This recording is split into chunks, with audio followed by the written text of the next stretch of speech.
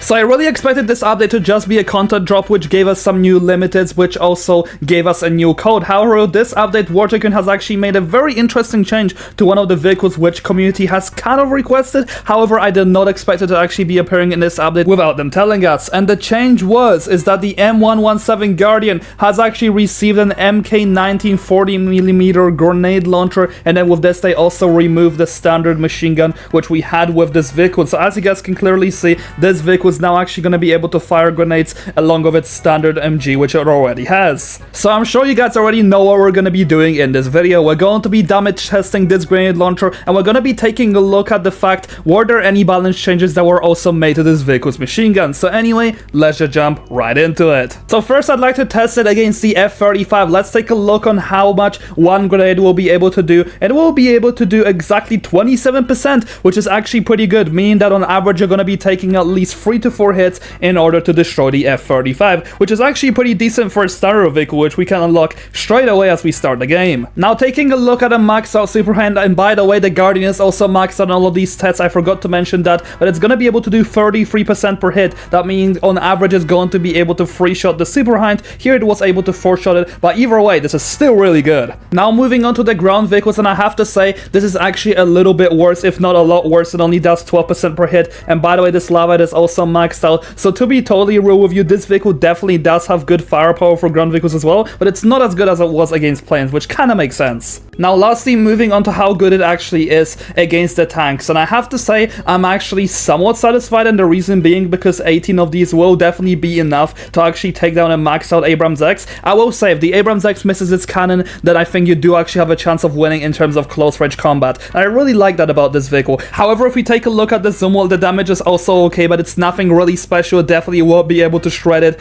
on average, but once again, I think this vehicle has become a lot more powerful. Now actually moving on to how good it is against planes, as you guys can see, against the F-35 it's going to be doing an average of 39 damage. It's pretty much just going to be able to do this against helicopters as well, and I will have to say that this DPS is okay, but once again, the main problem is that it runs out of ammo before you guys can actually kill the opponent if you're shooting the F-35, and again, you also have to hit every single bullet from the machine gun. So I feel like this vehicle can be okay against air vehicles, but it's nothing special either. But yeah, other than this, it's also pretty good against stuff like the ground vehicles. If we take a look at the Levat, it can do some pretty good damage, and once again, it's averaging 39 for everything. So this feels like the developers really just copy and pasted these stats and didn't really add any multipliers based on the vehicle that you're actually using this against. And then as you guys can see, against the Abrams X, it's also nothing really special, to be fair. It just feels like it's more bonus DPS more than anything, and if you guys are going to be using this vehicle, then the grenades are probably going to be your main weaponry, but you really have to aim them correctly. The next change which was also made is that the F-14 used to have a lot of problems with taking off, and mainly it was a bug that the acceleration speed was incredibly low for it upon takeoff, to the fact that it was actually crashing against the ground.